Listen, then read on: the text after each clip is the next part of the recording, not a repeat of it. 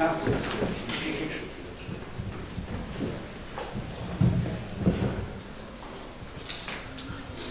Bonsoir. Merci à vous d'être ici présent. Je suis ravi de vous accueillir en compagnie de, à ma gauche, M. Jean-Michel Geneste, que l'on va qualifier de préhistorien. Je vais supporter. Voilà. Et de Vincent Corpet, peintre. J'ai rencontré Jean-Michel par l'entremise de Vincent, et notre passion commune, disons, fondamentale pour le préhistorique et le pariétal. Et nous sommes ici pour, j'imagine, pour discuter de la façon dont ça irrigue ce que vous avez pu voir probablement ici et là, à l'étage dans l'exposition.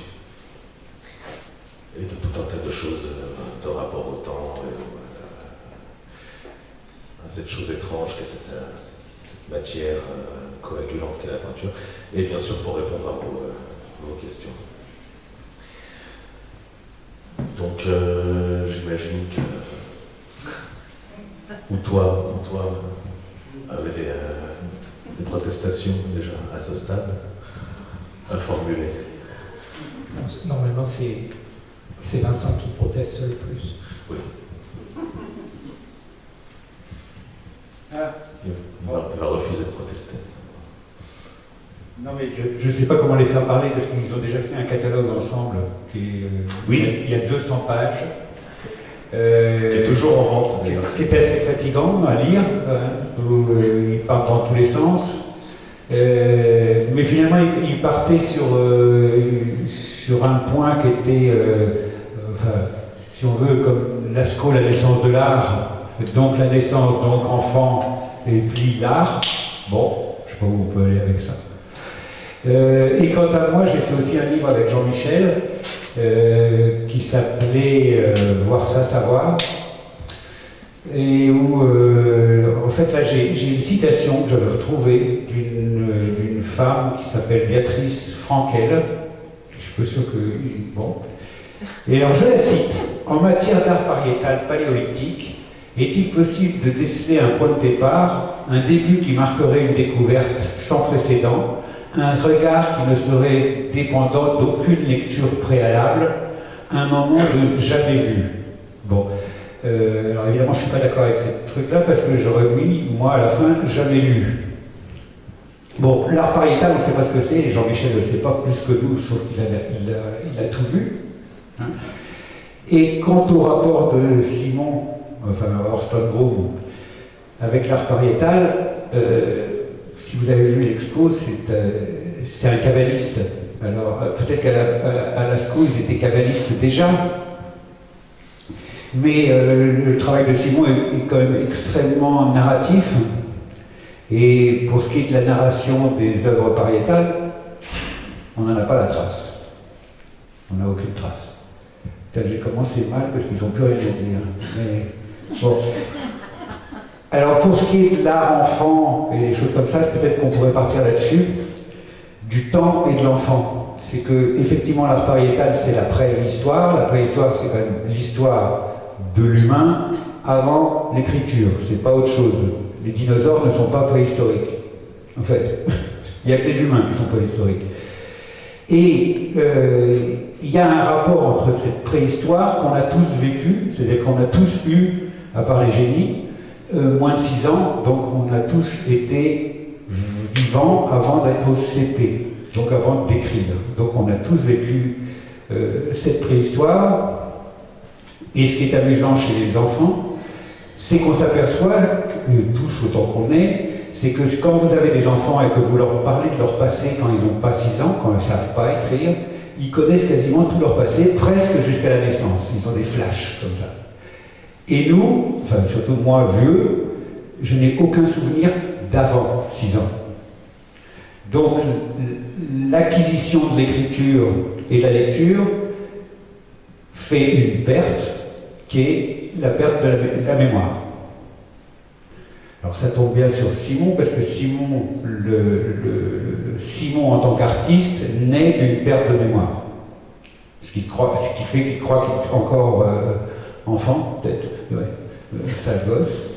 Et il y a cette chose sur la préhistoire, donc sur avant l'écriture, il y a cette chose qu'on a tous vécue, et moi je fais un lien plus particulier entre la peinture, qu'on n'est pas capable de définir, hein.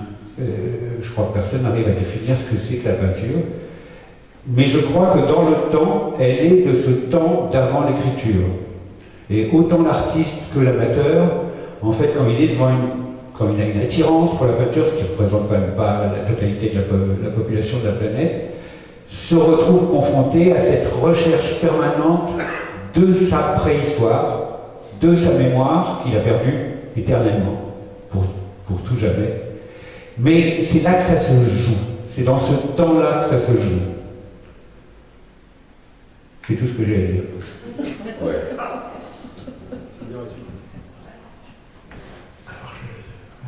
Il faut que j'enchaîne avec ça, donc je ne peux pas.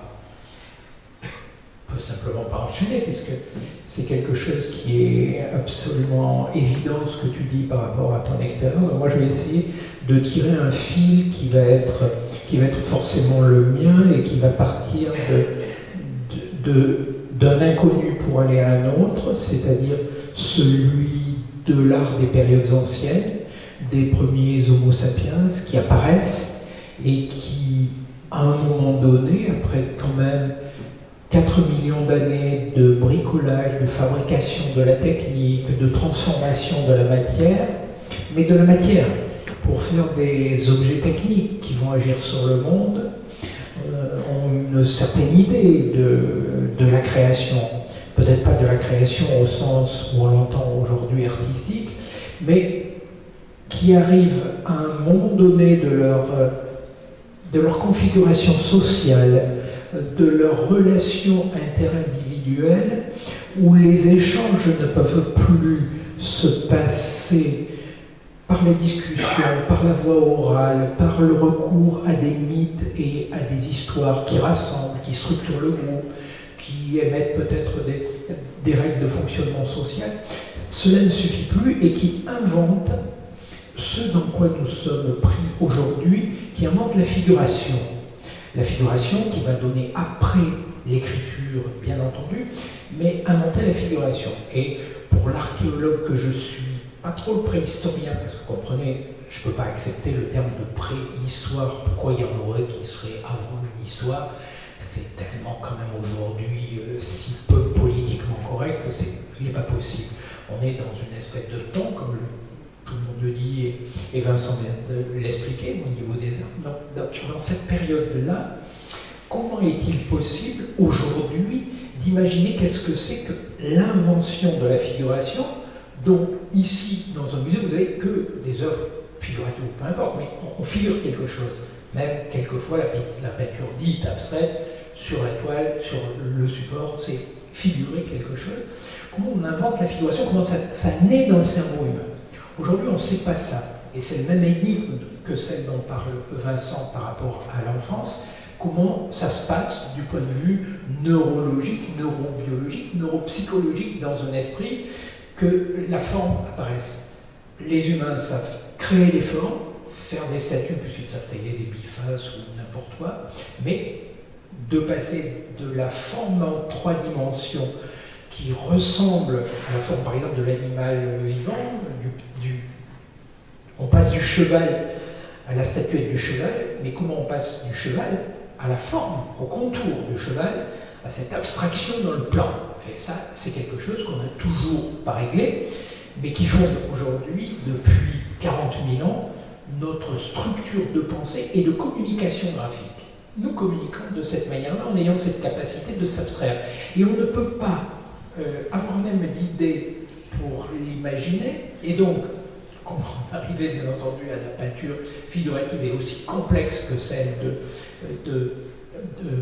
de Simon, si on n'a même pas cette étape-là. Pour vous dire à quel point on est embarrassé au niveau de cette conception, d'essayer de démêler, de tirer un fil.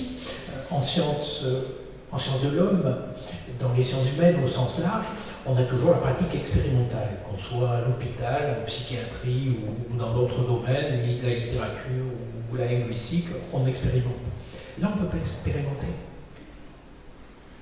Tout enfant qui naît d'humain sur la planète aujourd'hui, il a de la figuration partout. Il a de l'expression graphique partout autour de lui. On ne peut même pas le tester. Ou alors il faudrait effectivement, mais on va avoir un problème éthique, il va falloir le fermer dans une chambre noire, et puis comment tu vas faire? Et peut-être que ces enfants-là ne formuleront pas et ne vont pas produire de la figuration. Donc on ne peut même pas tester comment ça apparaît. C'est tellement immergé, cette immersion est tellement complète que dès que la main commence à bouger, l'enfant connaît ça, ce que c'est que voir bouger des formes sur un écran, une télévision ou autre. Donc moi, ce qui m'intéresse, c'est ce grand écart entre cette période où apparaît cet art qui est figuré dans les grottes, où l'animal est parfaitement figuré, le même cheval en question, il est dans une multitude de poses, mais en contour. Il est bien graphique. Donc ce n'est plus l'animal vivant. On a pu parler de description du monde, non pas du tout. On est dans quelque chose qui raconte déjà une histoire. On manipule la forme cheval, mais d'un point de vue totalement symbolique et conceptuel. De la même manière que dans l'art de Vincent ou de Simon, il y a effectivement ces formes, toujours les mêmes formes, toujours traitées de la même manière.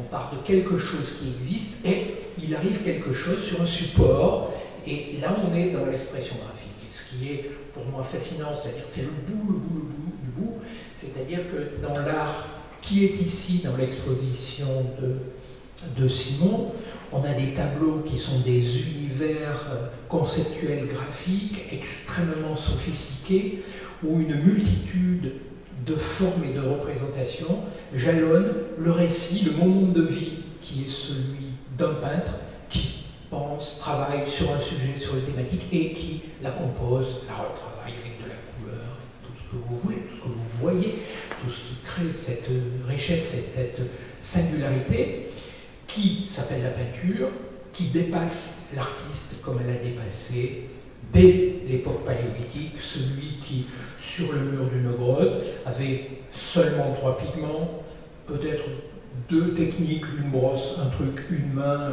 son genou pour appuyer la couleur, et qui accouchait de ces formes, de cette figuration, mais qui était tellement autre chose que la figuration, qui était tellement de sa part de vie, que ça a été posé dès le départ, et que c'est un élément vital. Enfin, pour les archéologues que nous sommes, c'est quelque chose de vital, nécessairement, d'indispensable à l'équilibre de l'individu, indispensable à une forme de communication qui n'est pas la communication. Aujourd'hui, il fait beau, voici les informations, il y a 32 tracteurs là-bas, non, il y en a 250 sur la route qui va 2, etc. Non, pas ce type d'information. Cette nécessité qu'un être, un individu, exprime avec sa manière, son style, une idée, des idées, plus simplement, plus complètement, avec toute la variété que l'on a dans les expressions contemporaines. Voilà, moi, à quel titre je suis ici, à quel titre je suis intéressé et fasciné par ce rapport. Et indépendamment de tout cela, je ne sais pas du tout pas plus ce qu'il y a dans l'art paléolithique, dans l'œuvre de cet artiste. J'en sais beaucoup plus sur ce que Simon ou Vincent font, parce qu'ils sont là, ils sont une matière vivante. Mais quand cette documentation vivante a disparu, qu'est-ce qui reste lorsqu'on a simplement la trace graphique? Pour moi, pas plus que sur la paroi d'une grotte. Et à ce titre-là, quand Vincent dit, quand je vais dans une grotte, je regarde le travail de... Je rends visite à des collègues, quelque chose près. Pour moi, le lien est fait. Je n'ai pas d'autre, je n'ai pas besoin de plus. Quoi. Mais je ne peux pas aller plus loin non plus. Alors, cette situation me rappelle très fort. J'ai le souvenir, il y a quelques années, j'ai surpris une conversation entre 2 bambins dans un square. Il y en a un qui se retourne vers l'autre et qui lui dit « Tu te souviens l'année dernière quand j'avais 2 ans ?» Et ça m'avait épaté Donc, cette anecdote, elle constituerait pour moi quelque chose comme une métaphore à la fois de ce qu'est la mémoire, et on va en reparler, mais aussi de ce qu'est la communication. Et je crois ça indique qu'avant la mémoire, ça, tu l'as un petit peu évoqué, avant la mémoire, il y a des réminiscences. Ça ne fonctionne pas de la même façon. Ça tendrait peut-être à indiquer que la mémoire constitue des formes de messages, ou en tout cas de communication de sens déjà établies. Et que je crois qu'on s'accordera tous les trois et tous ensemble sur le fait qu'il n'est, en peinture en tout cas, dans l'art en général et chez les enfants peut-être en particulier, il n'est absolument pas question de communication. Quand bien même on échouerait sur les berges de l'écriture par le dessin, il suffit d'avoir vu des bébés dessinés, donc des tout petits. Ce sont des gens du tourbillon. Un enfant tourbillonne, encercle, répand, à la suite de quoi ce cercle se ralentit, jusqu'à ce qu'un jour, ils le reconnaissent sidéré dans cette boule, éventuellement celle qui campe une tête. Et à partir de cette tête campée, il pourra camper un homme. Et il me semble, dans la pratique, dans ce que je fais, dans ce que font tous les peintres, parce qu'en effet, la peinture, non seulement l'art pariétal, la peinture, on ne sait pas ce que c'est, on n'en a aucune idée, on n'a aucune idée de ce que ça peut faire, de ce que ça peut prendre en charge, a priori absolument tout. Donc en effet, il y a c'est une banalité de le dire, qu'il y a un en-deçà de la mémoire, qu'il y a un en-deçà de l'écriture, évidemment, même un en-deçà du dessin, qui est le geste. Dans ce cas-là, voilà, s'il faut poser certains mots, si on déboute absolument la communication, il reste quoi? Il reste l'expression nue. Et une expression qui ne serait donc pas personnelle. Voilà, ça me paraît être la pierre de touche la plus importante à entendre. J'ai un petit peu tendance à répéter souvent la même chose, parce que je suis moi aussi en boucle, mais il n'est absolument pas question de s'exprimer, enfin, dans les tableaux que vous voyez ici. Je ne m'exprime pas, mais en revanche, ces tableaux m'expriment. Ils sont un état de fait de la façon dont je ne peux m'empêcher de procéder en faisant. Donc voilà, ça ressemble à une immense tautologie.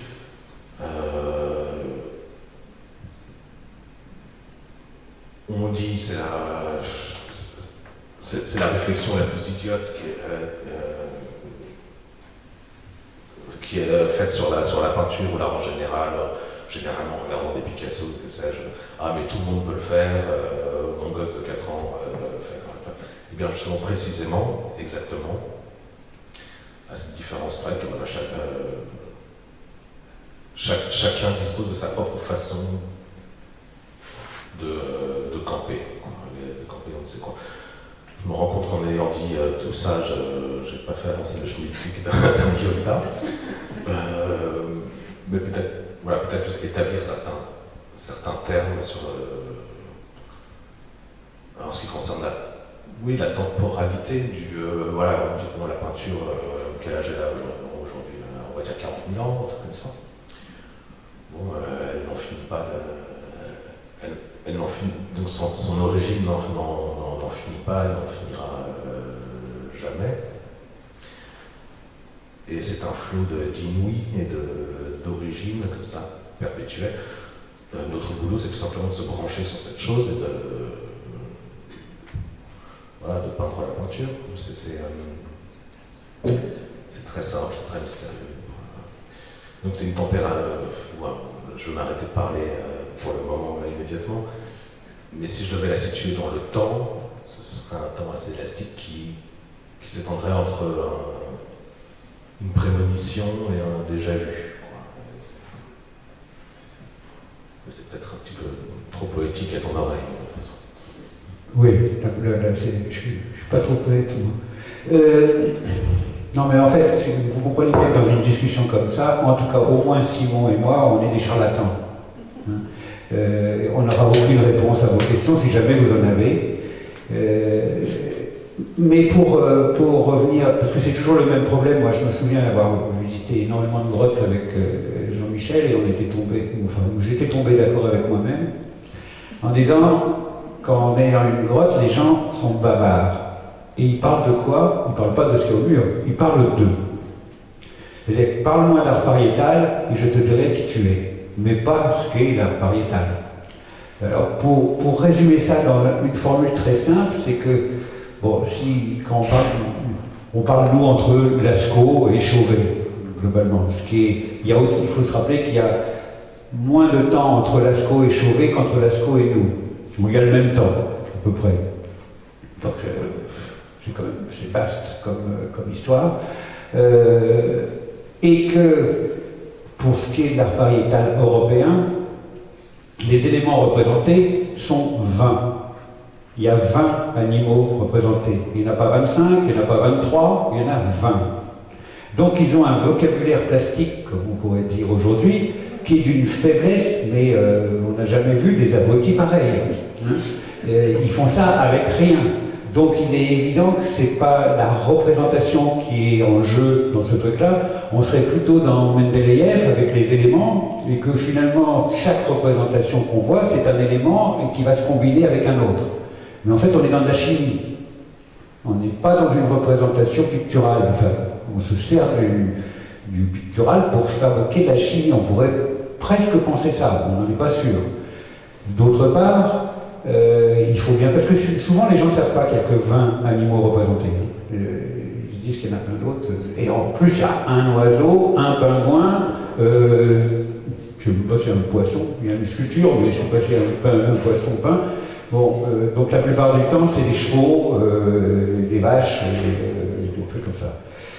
Et d'autre part, il n'y a aucune représentation réaliste ou naturaliste d'un humain. Aucune. C'est-à-dire qu'il y a, quand tout à coup ils font des jambes, elles sont parfaitement naturalistes, mais ils vont mettre une tête de cerf ou une tête d'auroch ou un truc comme ça, jamais.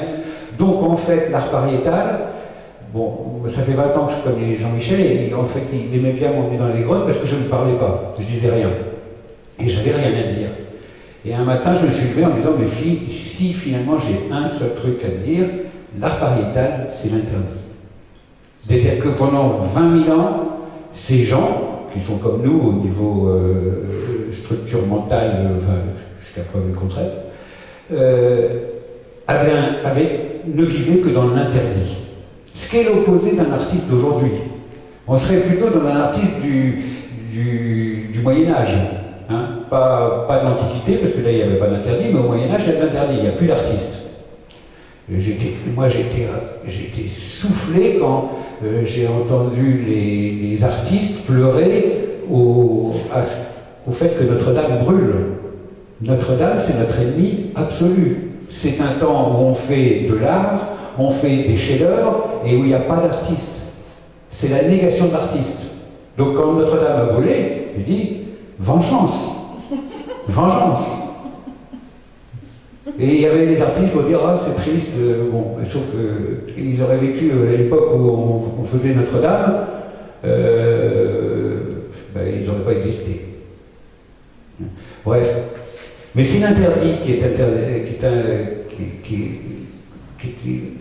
il n'y a que Jean-Michel qui peut répondre à ça. Alors on sait que dans les sociétés orales, les griots et autres reproduisent exactement le discours de l'ancien griot. Il ne peut pas raconter une autre histoire que celle qui a déjà été racontée par son père ou par son grand-père ou son grand-oncle, ce qui fait que la progression de contredire, plus on est dans une société orale, plus on peut pas, elle ne bouge pas, donc elle dure tout le temps, très longtemps. Dès qu'on a inventé l'écriture, il y a quelqu'un qui a écrit un bouquin contre. Ça a été immédiat. Donc le phénomène, la petite phrase, c'est marqué dans le marbre, c'est l'opposé. Le marbre, on le casse, on le jette. Il n'y a rien de marqué dans le marbre, en fait. Et dans l'art pariétal, on est dans une société qui représente la même chose pendant 20 000 ans. 20 000 ans. C'est long pour un artiste, même un académicien. C'est pas les mêmes artistes, comme tu dis, effectivement. Oui. C'est pas les mêmes artistes, c'est pas le même contexte. C'est pas des artistes. Alors, c'est pas du tout des artistes comme aujourd'hui. Alors, absolument pas, c'est inimaginable, effectivement.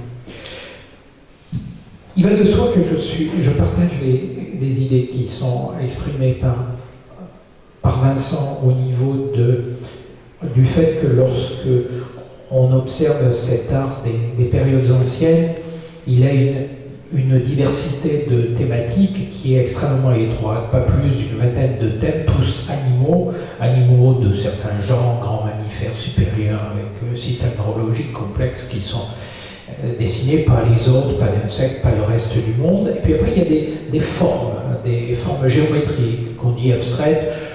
Je ne suis pas sûr qu'elles soient abstraites, on ne peut pas savoir de quoi il s'agit, on ne les identifie pas, mais elles ne sont peut-être pas du tout abstraites. Elles sont peut-être schématiques, etc. Donc c'est un langage qui est pauvre. Mais là, tout à fait en complément de ce qui vient d'être dit, juste des points d'information quasi encyclopédiques, on a en face, et c'est produit par des humanités en minorité dans le monde par rapport au reste, au monde animal. Donc il y a très peu d'humains à cette époque-là. Un chiffre, ça veut dire qu'à l'époque du premier art pariétal, préhistorique dans nos régions, 40 000 ans, on estime dans les bonnes versions qu'il y a 1 million d'individus sur la planète. En France, ça doit en faire quelques 20 000. Vous voyez, à partir de là, il n'y a pas l'échange et la communication, les interactions entre les individus, interactions psychiques, interindividuelles, qui motivent la création et l'invention. Donc on n'a pas ça. C'est pour ça que la forme d'un couteau, le reste est la même pendant 30 000 ans, etc. Il n'y a pas l'évolution technique au même niveau. Mais en même temps, la remarque, toujours cette remarque, c'est qu'à cette époque-là, il y a effectivement, alors je reste toujours sur l'exemple de cet animal qui est prépondérant, qui est le cheval. Le cheval est figuré. Aujourd'hui, on passe devant ces chevaux, on les identifie tous. Il n'y a pas de problème. D'un simple coup d'œil, ils avaient un art du contour qui est tel qu'on attrape tous les chevaux. Et on n'a pas beaucoup de variantes. C'est-à-dire qu'à cette époque-là, le constat est ce que tu dis, il n'y a pas de Combas, de Corpé et de Simon Leibowitz ou d'Erston Group. Il n'y a pas ça. Tous les chevaux se ressemblent. Si on a des chevaux qui vont marquer cet objet formel, ce symbole formel, cet objet utilisé à différentes fins dans les mythes, dans les récits, qu'est le cheval, il va changer entre les chevaux dessinés en Périgord, ceux qui sont dessinés en Périgueux, dans les Pyrénées, et ceux qui sont dessinés dans le nord de l'Espagne ou le sud de l'Espagne. Donc on a affaire à des groupes, et le style est celui d'un groupe. Donc c'est l'histoire d'un groupe, c'est la mythologie d'un groupe, et c'est la tradition orale, c'est exactement ce qui se dit. Et on a donc, à ce moment-là, non pas des artistes ou des individus qui expriment avec la patte et le style d'une personne, d'un individu artiste, comme dans le monde contemporain, et qui donne un style, Combas, Corpé, Orsingo. Non, il n'y a pas ça. On va avoir des styles qui sont l'esprit du groupe et cet art, comme celui, et je suis assez d'accord avec toi pour les cathédrales, exprime les idées d'un moment et la pensée d'un groupe, mais pas surtout l'expression d'un individu, et probablement l'individu n'est pas autorisé à s'exprimer. Il ne peut retranscrire que les idées ou les mythes d'un groupe, et c'est probablement pour cette raison qu'aujourd'hui, une des pistes les plus intéressantes pour suivre à la trace cette évolution des formes à travers, ne serait-ce que dans l'espace mondial, comment se développe l'art sur les parois, l'art des grottes. Il est à différentes périodes en Asie, en Indonésie ou en Europe. Il apparaît aux différentes périodes et avec des styles différents. Et là, ce sont des grandes communautés qui ont des registres d'histoires différentes et aujourd'hui, on peut les suivre. On a parmi les archéologues aujourd'hui des personnes qui travaillent sur les mythes et on a des mythes qu'on peut arriver à situer à 20, 30 000, 40 000 ou 100 000 ans et les suivre sur la totalité de la planète à la trace. Pourquoi ? Eh bien parce qu'on a ces styles régionaux de groupes assez importants, constitués, correspondant à des grands territoires géographiques qui vont dessiner les chevaux comme ça et pas autrement. Mais c'est des vastes territoires. Il y a des nuances dans la forme du cheval entre le Périgord et l'Espagne cantabrique, mais les chevaux de l'Espagne cantabrique, c'est les mêmes que ceux de l'Oural, 2700 km. Par contre, quand on arrive en Indonésie, là-bas, il n'y a pas un cheval, et ils n'étaient pas capables de dessiner un cheval. En Australie, au XVIe siècle, il y avait des peintres qui ont vu arriver les premiers chevaux. Si vous voyez ce qu'ils ont dessiné, ça ressemble à des kangourous, mais pas des chevaux. Vous voyez, il y a quelque chose dans le figuratif qui est magique, qui relève de la capacité de chaque individu qui s'exprime. Je dis artistes, puisqu'à l'époque ils étaient tous comme eux, mais ils ne savaient pas qu'ils étaient artistes. Ils exprimaient l'expression d'un groupe. Donc c'était quoi ? C'était un prêtre, c'était un chaman, vous l'appelez ce que vous voulez, mais il exprimait une idée qui n'était pas encore au niveau de la finesse individuelle. Cela s'est apparu quand la Terre s'est peuplée d'individus, lorsqu'il y a eu une immense promiscuité de formes et de personnes, et qu'à ce moment-là, effectivement, il a fallu se démarquer du voisin. Mais à l'époque, on n'en était pas là, il n'y avait vraiment personne. C'est pour ça que savoir comment ça naît, comment ça apparaît, cette question de l'origine est intéressante. Et quand je vous parle donc des traces qu'on peut avoir de l'art d'une période, je parle de la mémoire. Et cette mémoire à l'époque est une mémoire collective, alors que maintenant, quand on est devant de la peinture d'artistes contemporains, on a une mémoire individuelle, et je pense qu'ici, avec l'exposition de Simon, on a une mémoire individuelle, et c'est de celle-là dont il parle, et c'est celle que je pense qu'il travaille, la mémoire de son moment, de son instant. Quand je vois la diversité des formes, des thèmes que tu as, lorsque je t'écoute me faire le commentaire, j'ai d'un de tes tableaux devant une œuvre, et j'ai l'impression que tu revis, que tu me réanimes, tu m'incarnes des portions de ta mémoire ou de ton existence. C'est le cas ? Alors en effet, l'argument de l'exposition est complètement paradoxal. En effet, s'il repose sur cet épisode biographique, c'est pour tenter d'indiquer une opération qui est l'opération de peinture, de la peinture en général, il me semble, qui est justement de troquer la mémoire ou l'identité individuelle pour une mémoire du monde entier. La peinture a une mémoire qui excède l'archive humaine, qui excède l'existence humaine. Les conjectures sont évidemment passionnantes et fascinantes, mais l'avantage de la peinture, c'est que ça se voit. Et il n'y a rien à interpréter. Dans les grottes en particulier, si ce n'est faire un constat que vous avez tous les deux épinglé,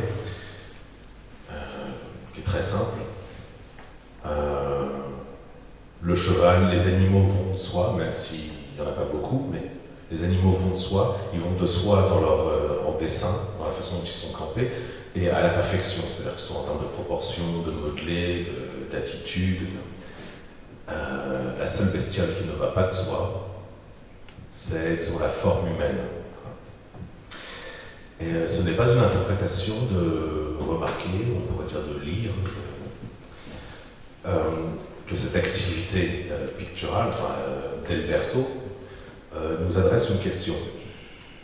Et cette question pourrait être la forme humaine fait-elle partie du monde? C'est une bonne question. C'est une bonne question à se poser, ce n'est certainement pas une question qui appelle une réponse. Disons que le but du jeu serait de reconduire incessamment cette question, de se la poser. C'est d'autant plus urgent, on est passé de 1 million à l'époque d'individus. Il y a un siècle, on était 1 milliard, aujourd'hui on en a quasiment 8, c'est un gros problème. Ça ne va pas de soi. Mais donc, la peinture, ou l'art, ça comme ça, circonscrit cette question qui serait la question éthique par excellence. Faisons-nous partie de ce monde, et si oui, comment? En exprimant, peut-être en exprimant le monde, alors la question serait, est-ce que ce serait pour le lire, est-ce que ce serait pour le décrypter, sachant qu'il n'y a rien caché? Probablement ceux qui, il y a 40 000 ans, ont eu besoin d'exprimer quelque chose, c'est de cet ordre-là. Était-ce pour le décrire? Il semblerait que dans ces conceptions collectives de grands mythes qui devaient expliquer une partie du fonctionnement du monde, il y avait les populations, les individus, les humains d'alors avaient tellement de questions qui se posaient à eux, qu'ils avaient dû échafauder des récits extrêmement sophistiqués, dont nous n'avons pas idée, c'est-à-dire quelque chose de beaucoup plus complexe que nos récits contemporains. L'art et l'apogée de la tradition orale se situent il y a 20 000 ans de nous, sachant que le langage, ses formes pratiques ont dû être inventées, sa manipulation complexe langagière il y a 150 000 ans, il y a 25 000 ans, c'était au maximum. Nous, on est sur la pente. On a d'autres modes d'expression, mais c'est plus à travers le langage, l'expression orale, langagière, c'est ça. Donc, et puis, de toute façon, là, parmi vous, je suis un archéologue. Pour moi, on est les derniers arrivés. Non, on ne fait pas partie du monde. On est dans le monde que depuis 40 000 ans. Et l'âge du monde, c'est pas 40 000 ans. Toutes les espèces étaient là, on est la dernière arrivée. On est la dernière à foutre le bordel, à domestiquer les autres, à les manger, à les consommer, à prendre leur énergie, à prendre tout ce qu'on peut, et on ira jusqu'au bout. On ne s'arrêtera pas. Mais on est la dernière partie rapportée du monde vivant, et une grande partie de nos interrogations touche à ça, c'est-à-dire cette espèce unique qui occupe tout l'espace s'interroge, la capacité effectivement de penser beaucoup de choses et de s'interroger depuis son origine, avec des modalités variées que nous avons aujourd'hui parce que nous sommes extrêmement nombreux, en grande promiscuité sur la planète, à voir coexister, parce que quand on est en Asie du Sud-Est, tout du bas de l'Afrique ou en Europe occidentale, ce ne sont pas les mêmes mondes que l'on vit, ce ne sont pas les mêmes environnements, ce ne sont pas les mêmes contextes d'une manière générale, et ce depuis toujours. Il y a 40 000 ans, lorsque les premières œuvres étaient apposées sur les parois, vous avez vu les peintures, les lions, les chevaux, les bisons de la grotte Chauvet, 40 000 ans, 36 000 ans. En Indonésie, un petit peu plus ancien, presque 10 000 ans de plus, 45 000 ans, 46 000 ans. Alors là, ça n'a rien à voir. Il y a des humains microscopiques et il y a des gros animaux bizarres en commun. Donc c'est des modes d'expression qui n'ont rien à voir. C'est pas le même monde et c'est pas le même monde de pensée qui est derrière. Et nous sommes là. On est confronté ici à de la peinture occidentale, avec une tradition occidentale, malgré tout, etc. En Afrique du Sud ou ailleurs, malgré la mondialisation, c'est pas tout à fait la même chose. En Inde, on parle pas pareil, sauf dans les écoles d'art. Moi, il y a une chose qui m'a intéressé à un moment donné dans la visite des grottes, c'était les gravures. C'était les gravures, parce que vous avez des panneaux où il y a des gravures sur des gravures sur des gravures sur des gravures. Bon, comme on sait que c'est du calcaire, le dernier qui trace, la gravure était blanche. elle était visible, donc on pouvait ne pas voir celle qui était en dessous. On peut imaginer ça, on peut imaginer.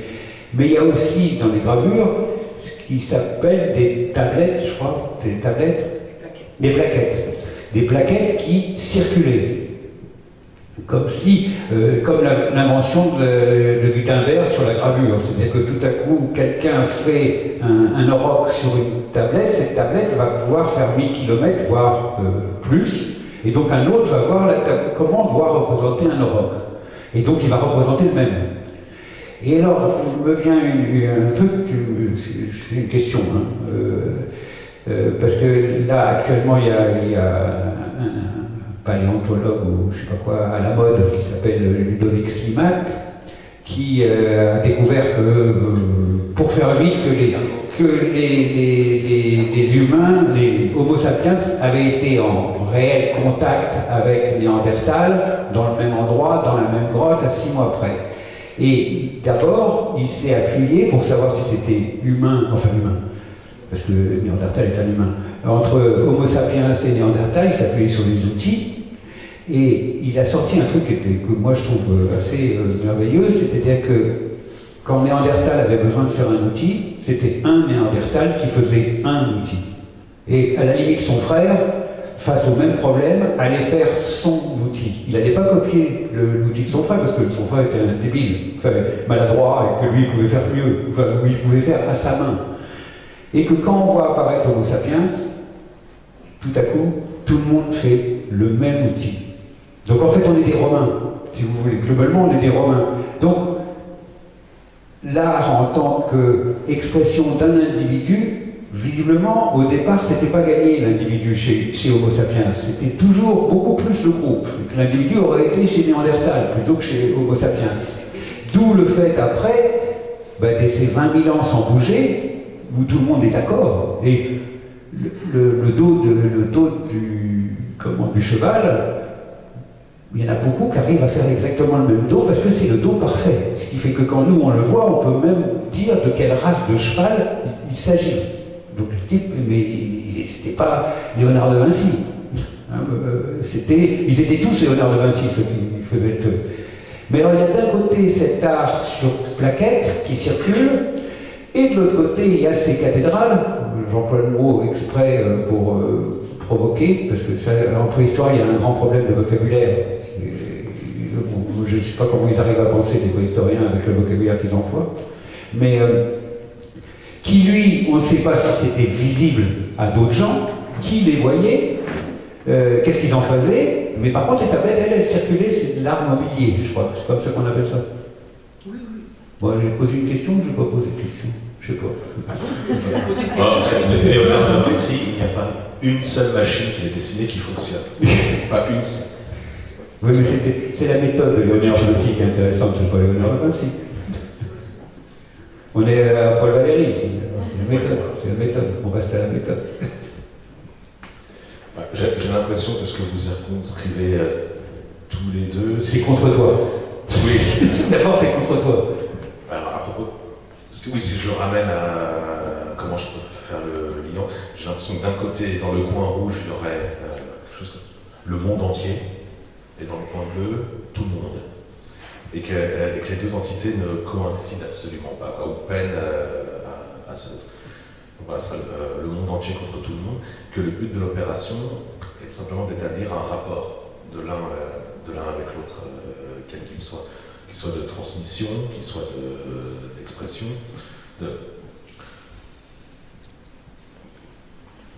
qu'un type qui établit un rapport avec le monde, que ce rapport puisse être reconnu par un autre ailleurs qu'en étant un, disons sur une espèce de source ou de base mère, quoi. Et, à partir de là, ce qu'on va repérer comme des différences de style, des différences de talent, éventuellement de succès dans la communication, ces questions-là perdent très rapidement de leur intérêt, puisque sur toute la surface du globe, on va retrouver des préoccupations qui sont somme toute assez restreinte, en nombre, mais qui s'avèrent être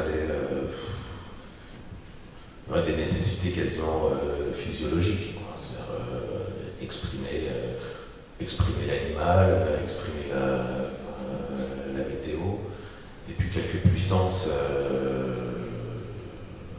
puissances de vie, de fécondité, de mort, il n'y en a pas 36, quoi. Donc c'est...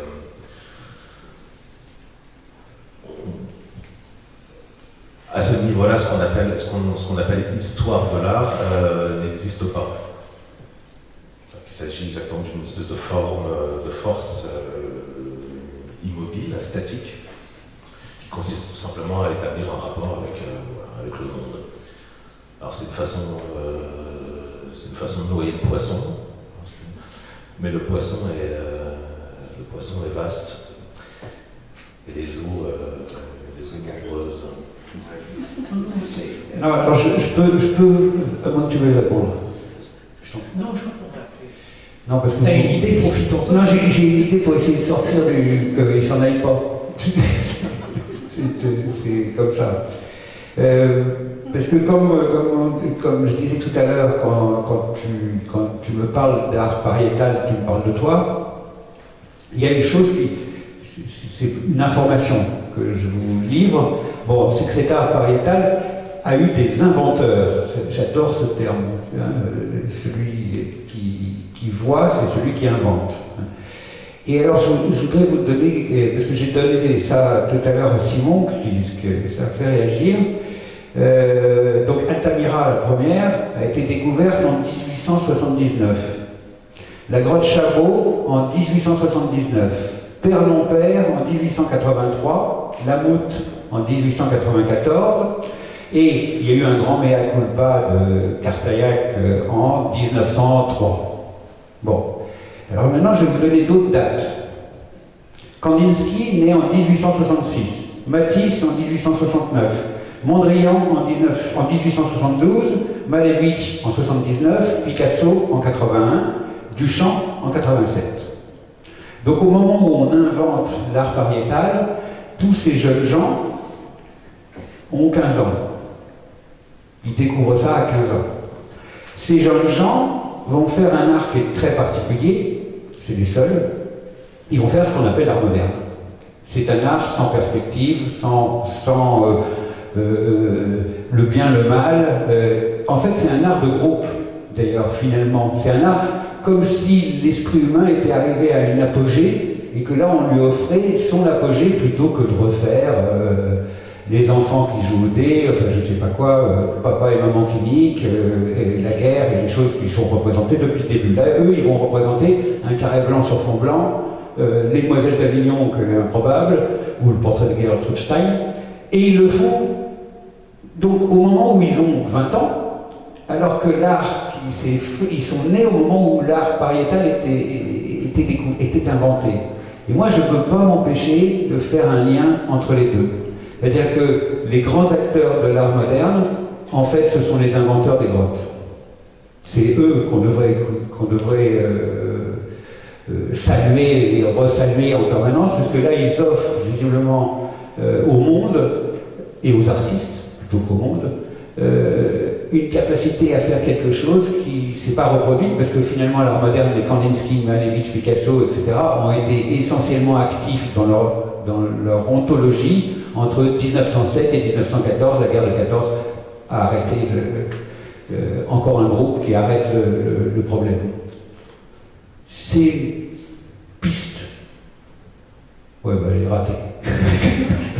L'invention du pariétal a provoqué la guerre. Non, a provoqué l'art moderne. Et une fois que l'art moderne a été vu, ils se sont dit il faut que je se foute sur la gueule. Mais ils n'en ont pas fait grand-chose de l'art pariétal, quand même. Non, mais on ne peut pas en faire quelque chose. Mais je conteste pas ça, non, mais ils l'ont utilisé comme la découverte des arts premiers, etc. J'ai tendance à dire que ce sont des coïncidences qui ont produit quelque chose. Mais il se trouve, à mon avis, que ça doit être coïncidence, parce que c'était tous des curieux, aussi bien les inventeurs de grottes que les inventeurs d'autres formes, etc. Tout à l'heure, tu as insisté, c'est aussi toi, et c'est intéressant. C'est Louis Curtis, moi qui suis censé être archéologue, mais en général, vous avez eu toutes les infos importantes, c'est Vincent qui les donne. Tu as insisté sur cette différence entre les gravures et les peintures, et tu as parlé des plaquettes, c'est-à-dire 3 registres d'expression qui n'ont pas fonctionné de la même manière et qui vraisemblablement n'étaient pas sous-tendus par les mêmes besoins, qui ne devaient pas du tout fonctionner pareil.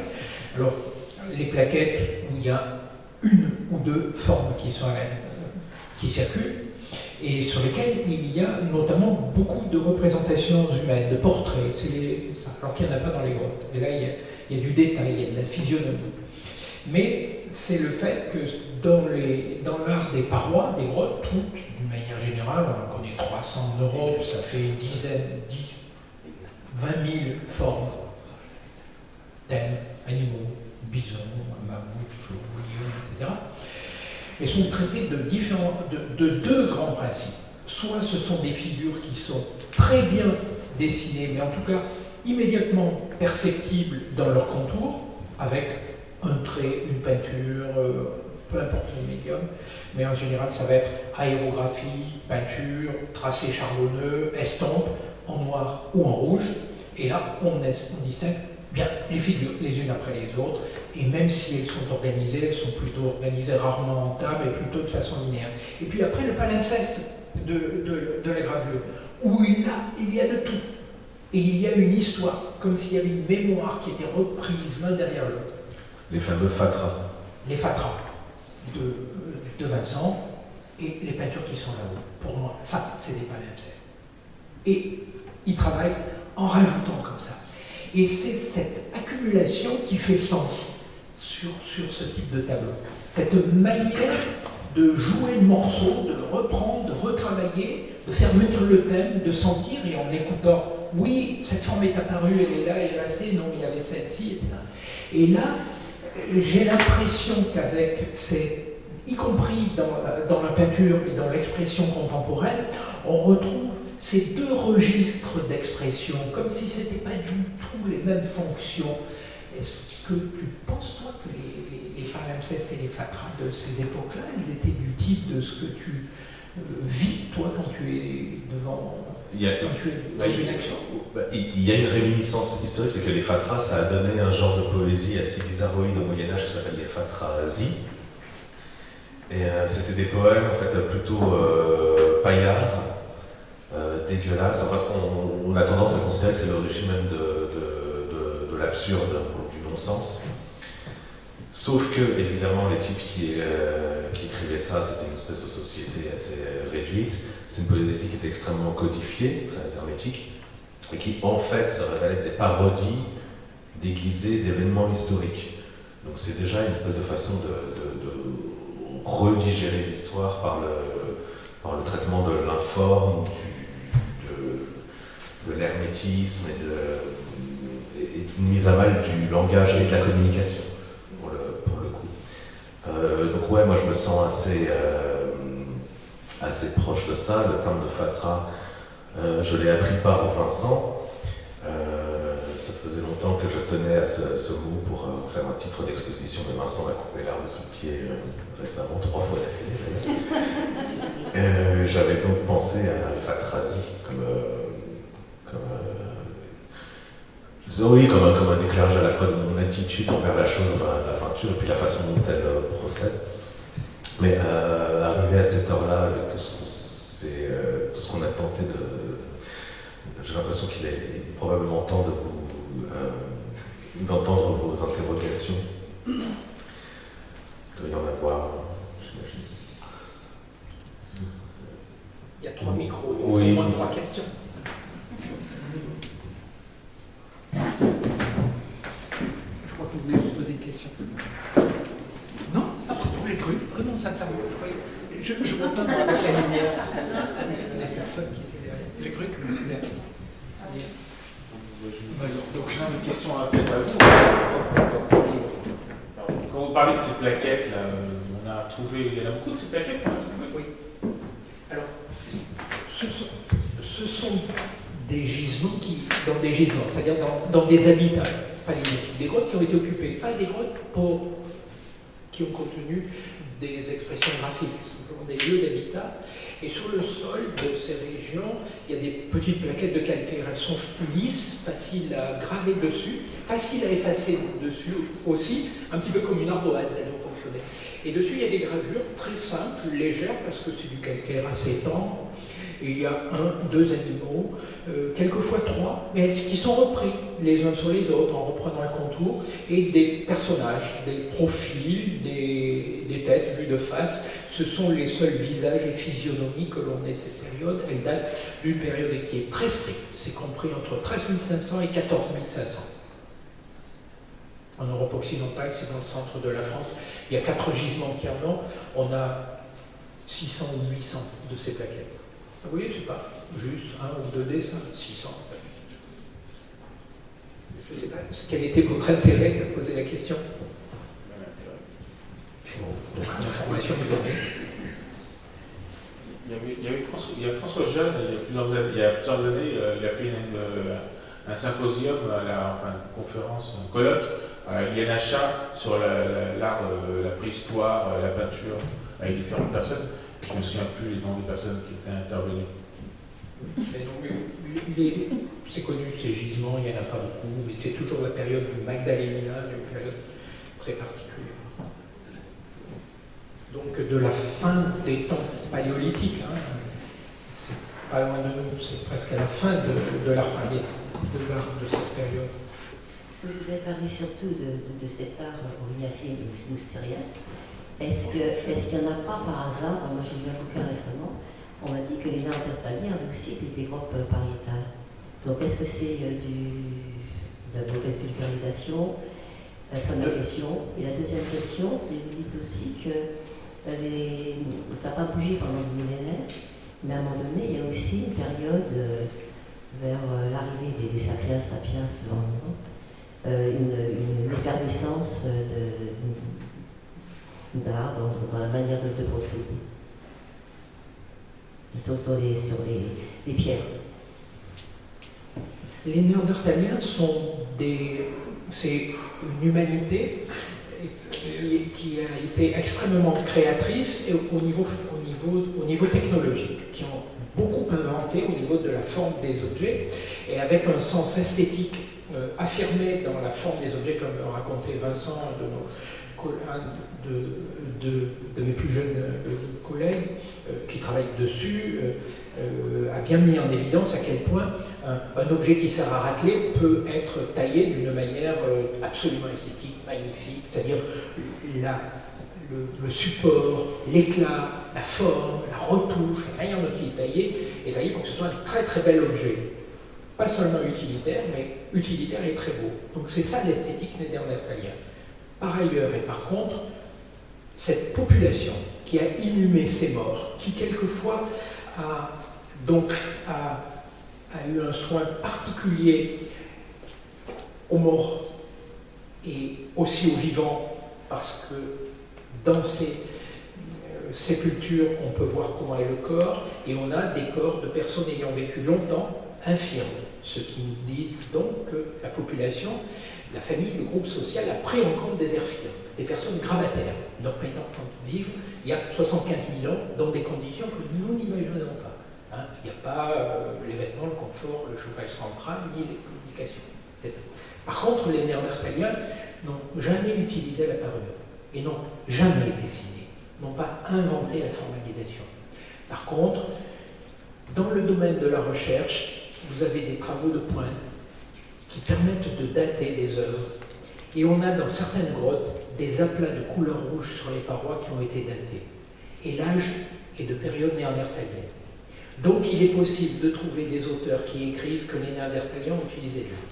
Mais on n'en a pas. On a juste du rouge sur des parois. Ça, dans les informations scientifiques, c'est le tri qu'il faut faire, que malheureusement on ne peut pas toujours faire, on n'a pas toujours les éléments, mais il n'y a pas de grotte néandertalienne. Et les Néandertaliens n'ont pas non plus inventé la parure, c'est-à-dire la façon d'identifier le corps, d'identifier sur son corps d'identifier son corps, son statut en portant un élément de parure, homme, femme ou autre. La parure, c'est un élément de communication sociale, donc ça fonctionne parce que tout le monde en a. Et ce n'est pas un individu qui en a. Or, sur un Néandertalien, on a quelques gisements, on a trouvé quelques coquillages percés. Mais ce n'est pas quelques coquillages percés qui font effectivement la parure. Et ce n'est pas des aplats de couleurs sur des grottes qui font l'art pariétal. C'est vraiment Sapiens qui arrive avec ces capacités-là, et on ne sait pas pourquoi les autres ne l'avaient pas, alors qu'ils étaient apparemment tout aussi excellents dans tous les domaines de la vie, de la technologie, que probablement ils avaient un langage aussi, ils avaient des mythes, ils avaient des capacités de récit, de structure narrative, qui étaient probablement légales, l'équivalent, mais la figuration, le passage à la communication par l'expression formelle n'était pas de leur ressort. Ça devait être, vous devez danser, avoir des langues, tout ce que vous voulez, mais pas l'art. Et à la période du contact, justement, ce qu'on observe, c'est pas forcément ce qui est attesté. On n'a pas une plus grande importance chez les Néandertaliens. Au contraire, on voit disparaître sous nos yeux les Néandertaliens. Par contre, on a des belles sépultures avec des individus bien conservés, souvent des sépultures collectives. Donc on a un groupe qui inhume ou qui garde ses morts quasiment à l'abri de son lieu de vie habituel. C'est un changement de relation. Vous voyez, c'est très difficile de caractériser le Néandertal. On sait qu'il est différent de nous, on n'imagine pas à quel point il peut être différent de nous, mais tout aussi humain. Je ne sais pas si j'ai répondu à vos questions. Parlez-nous un petit peu des sculptures, des petites Vénus, Madame de Brassailles et compagnie. Mais Simon ne fait pas de petites sculptures, il fait des grands tableaux. Oui, mais c'est pas un même néandertalien. Mais les Néandertaliens, justement, n'ont pas fait des petites sculptures. C'est pareil, c'est Sapiens qui, dès le début, vraiment dès le début, de son arrivée en Europe, a la capacité figurative. Figurative en plan, en dessin et surtout en sculpture. Alors il va sculpter des animaux en ivoire, des animaux en argile, en terre cuite, pas très longtemps il y en a, dans des roches dures, probablement dans de l'os, de la corde très mal conservé, mais dans du bois de renne et de l'ivoire beaucoup. Et parmi ces figurations animales, il y a aussi des représentations féminines qui sont elles aussi standardisées d'un bout à l'autre de l'Eurasie, c'est-à-dire depuis les Pyrénées jusqu'au début de la Sibérie, au sud de l'Oural, la grande plaine russe. Les statuettes ont à peu près les mêmes formes, enfin répondent au même canon, au même type de représentation. Ce sont des statuettes de petite taille, miniature ou un peu plus grandes. La plus grande doit faire 29 cm, elle est exceptionnelle, elles sont donc dans la quinzaine de centimètres, dans des roches dures ou dans de l'ivoire. Ce sont des corps féminins nus, sans visage. Et de quelle époque? Entre 25 les plus récentes et 30 000 les plus anciennes. 35 000 peut-être. Donc c'est une période très limitée, assez limitée. Enfin, pour la préhistoire, pour nous, immense, puisque ça couvre plus que nos civilisations eurasiatiques. On s'est un peu éloigné de la peinture d'Orsenco. Du tout, parce que c'est bien la préhistoire qui passionne, qui intéresse foncièrement tout le monde et moi le premier. On s'y retrouve.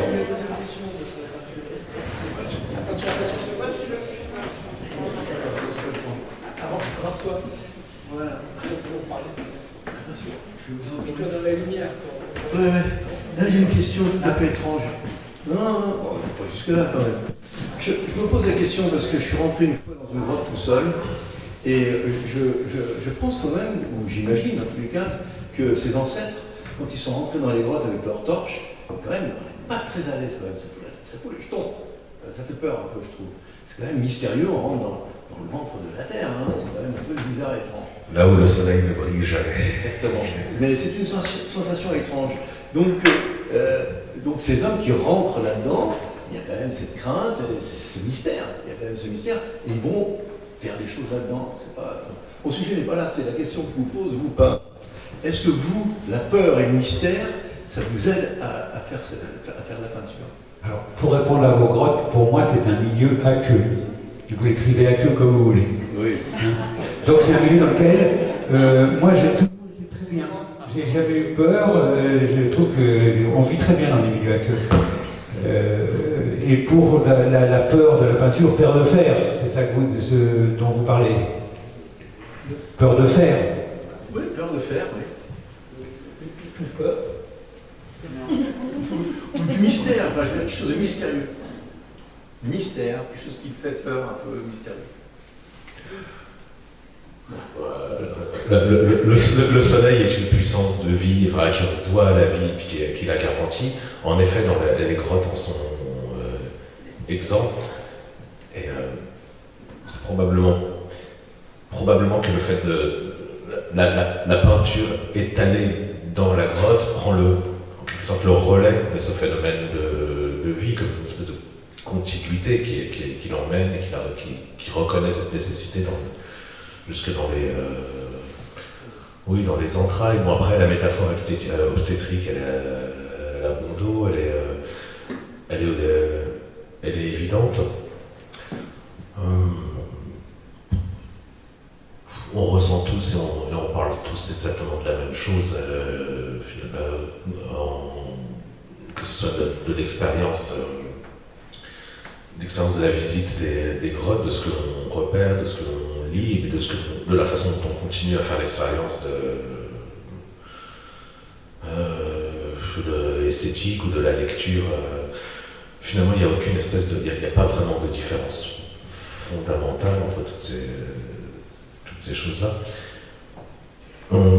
Si ce n'est quand même que, à cette période, il y a eu de l'art en plein air, au Paléolithique, et puis il y a des groupes qui sont allés dessiner, peindre, sculpter sur l'argile, se rouler, danser dans les groupes.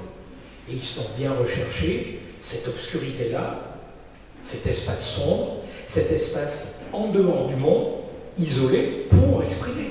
Ils n'ont pas exprimé sur les parois du monde consolidé. Ils sont allés le rechercher là. Quand même, certes, parce qu'il y a un certain nombre d'évidences, c'est que dans cette obscurité de grotte, quand on utilise une lumière, on fait bouger les parois, on fait apparaître des formes, et là, on les fait apparaître. Ce qui veut dire quoi? Ça veut dire que le porteur de lumière crée une forme, il a fait naître, c'est vraiment un turiféraire, le temps grec du porteur de lumière, celui qui fait naître effectivement les formes. C'est quand même ça. À la Renaissance, il me vient à l'idée que Léonard de Vinci dit que les grottes, c'est les lieux de la peur et du mystère. Dante, quand il décrit effectivement un voyage initiatique, effectivement, parle effectivement de quelque chose qui est sombre, effectivement, dans les grottes où vivent effectivement pas de la même manière un certain nombre d'esprits, d'hommes qui ont vécu. Donc quand même, cette idée-là, elle est associée dans notre monde à ce qui n'est pas éclairé par le soleil. C'est ce qui existe même quand il n'est pas éclairé, donc c'est un état de latence. Oui, mais que révèle peut-être le peintre, l'artiste, celui qui porte la lumière? Tout est toujours déjà là, en fait. C'est qu'on le voit ou non, qu'il soit inventé ou non, éclairé ou non. L'exercice et de l'archéologue et du peintre, dans ce cas-là, seraient exactement les mêmes, c'est-à-dire de découvrir. On appelle inventer, découvrir quelque chose qui est déjà. Qui serait d'inventer ce qui existe et de rendre à César, de rendre au monde ce qui appartient au monde.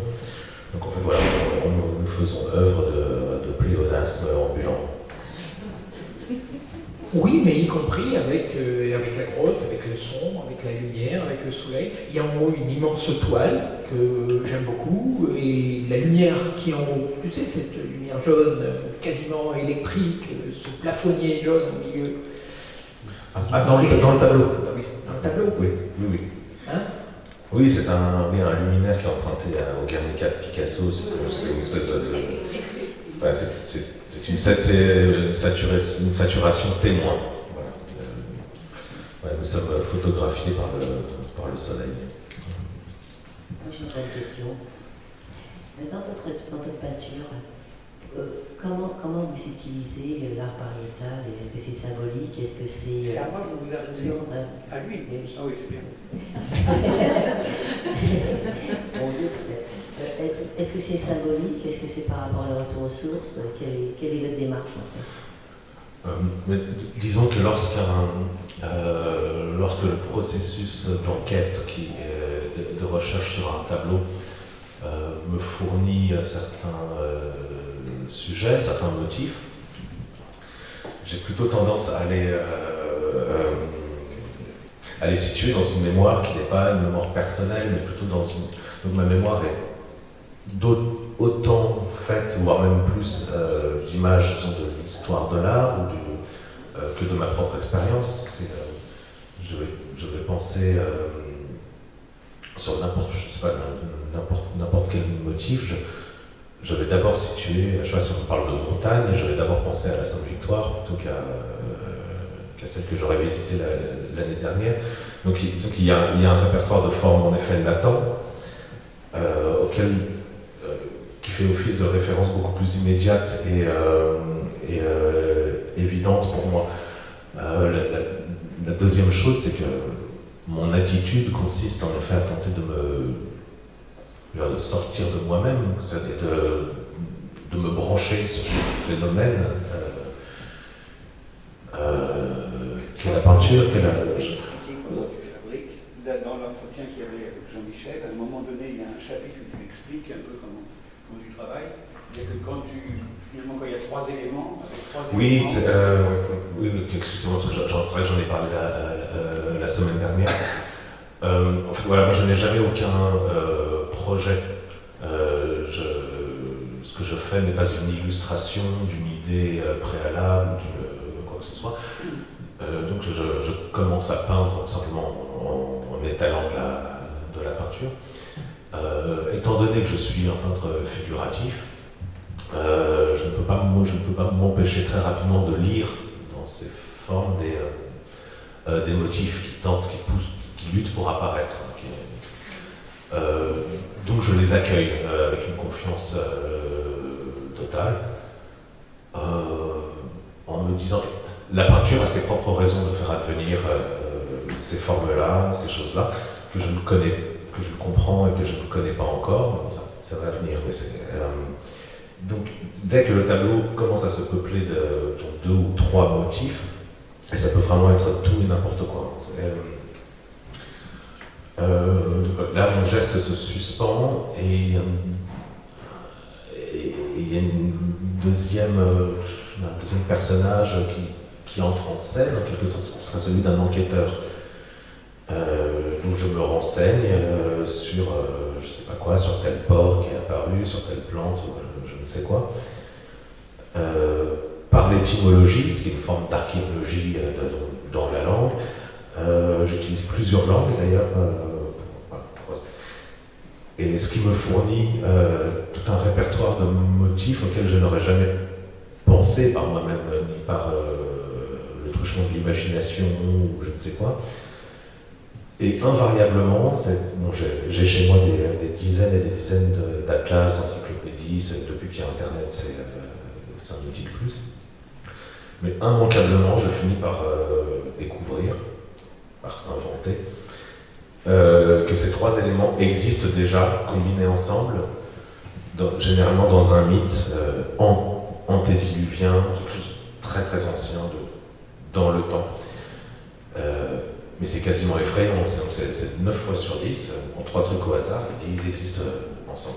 Et là, je me dis, voilà ce que le tableau tentait de cerner, de discerner, de faire Donc à ce moment-là, je retourne au tableau en peintre, donc fort de ces motifs. Et là, le problème du tableau, ça va être les seuls problèmes qui intéressent le tableau sont les problèmes picturaux.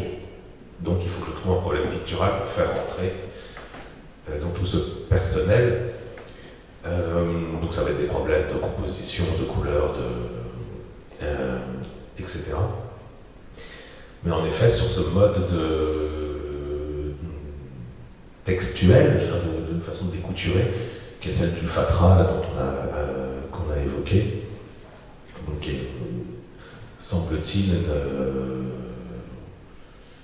une écriture, disons, un instinct d'expression assez primaire, quoi, primitif.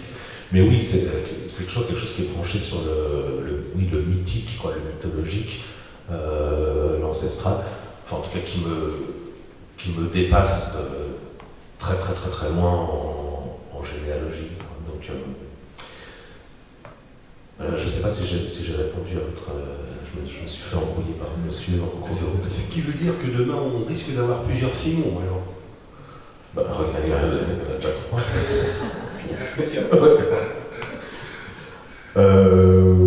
Oui, Simon, oui. Alors, celui qui travaille, c'est le pseudonyme. C'est gros. Le porte-bagages.